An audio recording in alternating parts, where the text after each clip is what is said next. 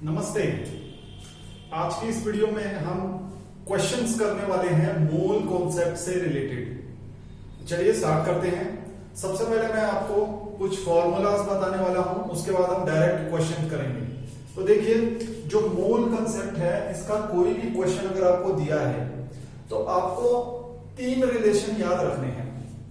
तीन रिलेशन क्या है हमारे पास कि जो मोल्स हैं वो n equals to W by M, capital M, N अपॉन Na और यहां पर V अपॉन Vm। ठीक है ना। यहां पर ये तीन ऐसे फॉर्मूले हैं जो हमें मोल कंसेप्ट के क्वेश्चन में काम आने वाले हैं। अब यहां पर इन्हीं तीनों को यूज करेंगे। ये जो मोलर वॉल्यूम है ये एट एसटीपी 1 मोल गैस का वॉल्यूम है, यानी 22.7 लीटर्स और 22700 ml। ठीक है, तो ये हमारे पास फॉर्मूले हैं।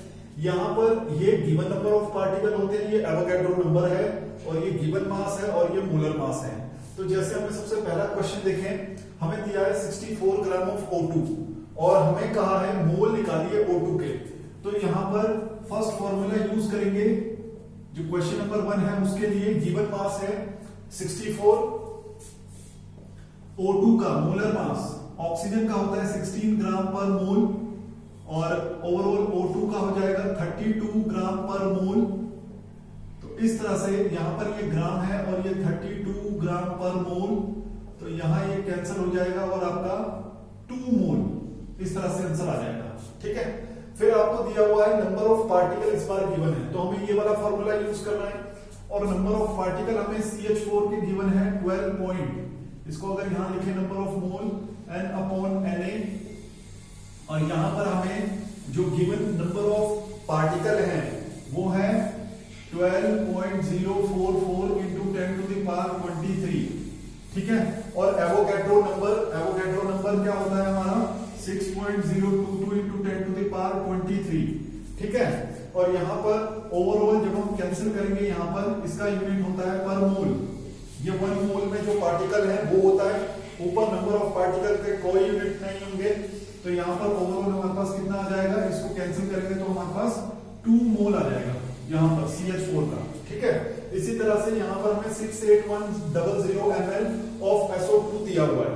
अब यहां पर भी हमें यही चीज लगानी है। थर्ड में नंबर ऑफ मोल हमें यहां निकालने हैं B अपॉन Bm।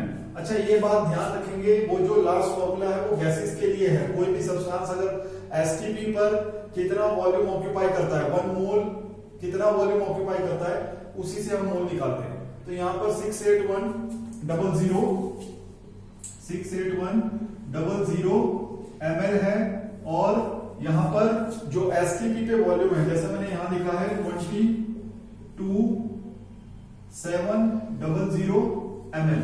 ठीक है, ये किसका पर मोल का वॉल्यूम होता है। तो अब यहां पर अगर हम क्रॉस कर दें इसको, ये 3 और ये इस तरह, हाँ, ये ओवरऑल 3 मोल हो जाएगा, 3 मोल। तो यहां पर हमारे पास नंबर ऑफ मोल आ गए लास्ट केस में 3 मोल। ठीक है, तो अगर आपको मास गिवन है तो मास रखेंगे, नीचे मोलर मास रखेंगे, ये मोलर मास है। ठीक है, और अगर नंबर ऑफ पार्टिकल गिवन है तो नीचे नंबर ऑफ पार्टिकल यानी एवोगैड्रो नंबर से डिवाइड करेंगे, और ऊपर अगर आपको वॉल्यूम दिया है किसी भी गैस का तो नीचे उसका मोलर वॉल्यूम रखेंगे एट एसटीपी।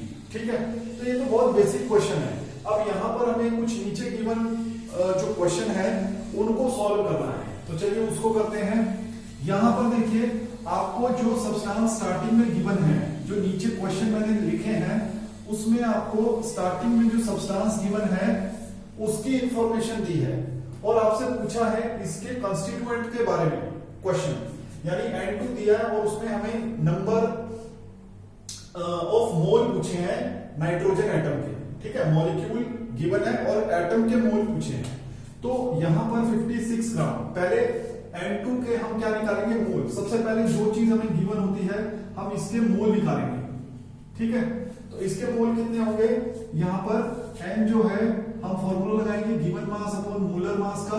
तो यहां पर हमारा जो गिवन मास है वो 56 है, और नीचे N2 का मोलर मास रखेंगे। N2 का मोलर मास 14 ग्राम पर मोल होता है, तो N2 गिवन है, तो यहां पर हो जाएगा 28 ग्राम पर मोल। तो यहां रख देंगे ऊपर ग्राम, 28 ग्राम पर मोल। तो ओवरऑल हमारा यहाँ नंबर ऑफ मोल आ जाएंगे 2 मोल।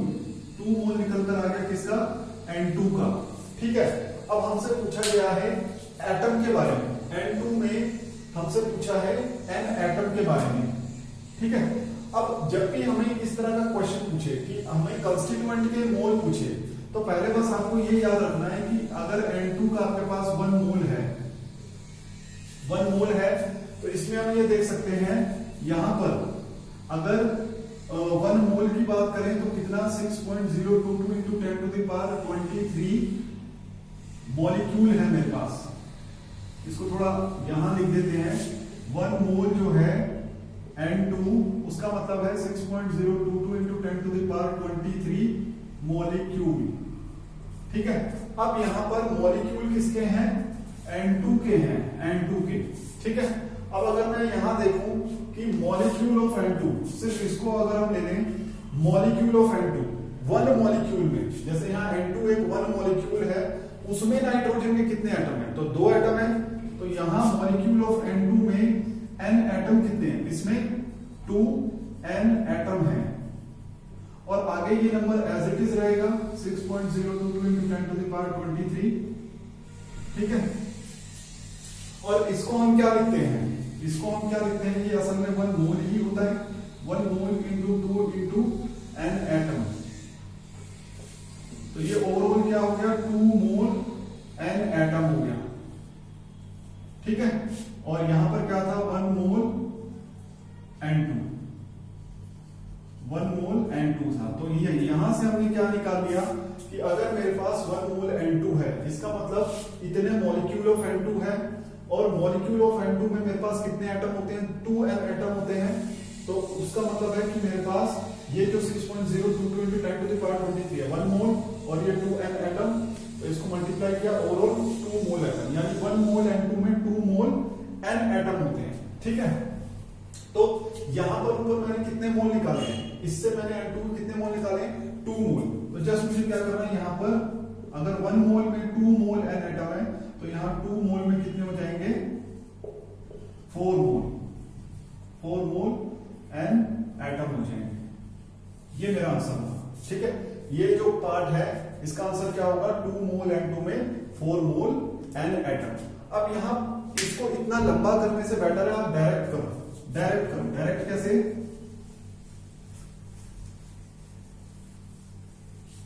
यहां पर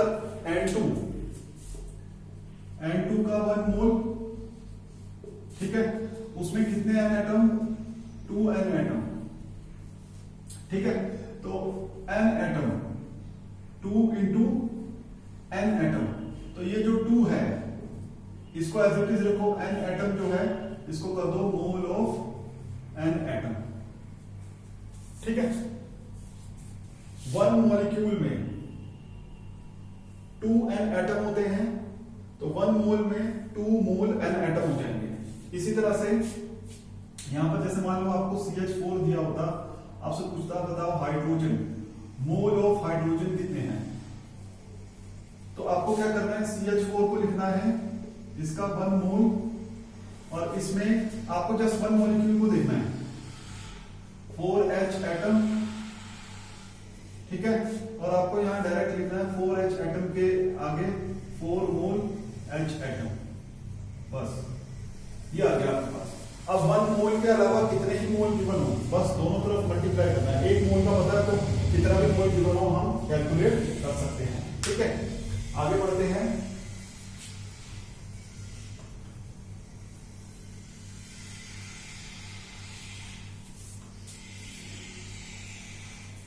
इसको भी रब कर देते हैं। आगे हमें दिया हुआ है ये पार्टिकल गिवन है, और इसमें पूछा है बताओ मोल ऑफ कार्बन कितने होंगे। ठीक है, तो पहले हमारा काम यही है कि जो सब्सटेंस हमें गिवन है उसके मोल निकालने हैं। तो मोल यहां पर हम कैसे निकालेंगे? Given particle upon Avogadro number. Particle हमें गिवन है 12.044 10 टू द पावर 23 और नीचे एवोगैड्रो नंबर रखेंगे और यहां पर हमारा जो मोल निकल आएंगे वो आ गया 2 मोल CH4, 2 मोल CH4 आ गया। अब उसमें कार्बन और हाइड्रोजन पूछा, तो हमेशा याद रखेंगे कि आपको जस्ट ये लिखना है, 1 मोल लेना है, 1 मोल में यहां 2 मोल, सॉरी 2 नहीं 1 मोल कार्बन होगा और यहां पर 4 मोल हाइड्रोजन होगा। अब आपको जितने मोल ऊपर फाइंड हुए हैं जस्ट इसको मल्टीप्लाई करना है। 1 मोल में कार्बन के कितना 1 मोल, तो यहां पर कितना हो जाएगा, ओवरऑल इसको 2 से मल्टीप्लाई कर देंगे और यहां पर ओवरऑल अगर 1 मोल में 4 मोल है तो ऊपर 2 मोल है, इसको यहां मल्टीप्लाई कर देंगे। तो ओवरऑल ऊपर से हमारे पास आ गए 2 मोल कार्बन एटम और नीचे हमारे पास 2 into 4 8 मोल H एटम। बस इस तरह से निकाल लें, ठीक है। और भी कोई चीज आपको गिवन है, जैसे नीचे गिवन है 142 ग्राम ऑफ Na2SO4, Na2SO4, तो यहां पे बस आपको क्या करना है, पहले मोल निकालने हैं, इसके मोल निकालने हैं। Na2SO4, इसमें आप फॉर्मूला लगाओगे given mass upon molar mass. यहां पर जो गिवन मास है वो है 142 ग्राम और इसका मोलर मास यहां फाइंड कर लेते हैं। Na होता है 23 और 2 है तो 46 ग्राम पर मोल हो गया और सल्फर का होता है 32, तो यहां आ गया 32 ग्राम पर मोल और ऑक्सीजन का होता है 16, तो ये हो जाएगा 64 ग्राम पर मोल। इसको टोटल ऐड करेंगे तो ये हो गया 142 ग्राम पर मोल। तो यहां रख देंगे 142 ग्राम पर मोल, इसका मतलब यहां पर हमारे पास जस्ट 1 मोल ही था, 1 मोल आ गया हमारे पास, ठीक है। अब हमसे पूछा है OS और Na के एटम्स, तो यहां पर 1 मोल में किसी भी चीज का जो 1 मोल होता है उसमें जस्ट ये जो नंबर है इसी का 1 मोल का मल्टीपल होता है। तो Na जो होंगे वो 2 मोल होंगे, सल्फर जो होंगे 1 मोल की बात करें वो 1 मोल होगा और अगर यहां पर ऑक्सीजन की बात करें तो 4 मोल होगा।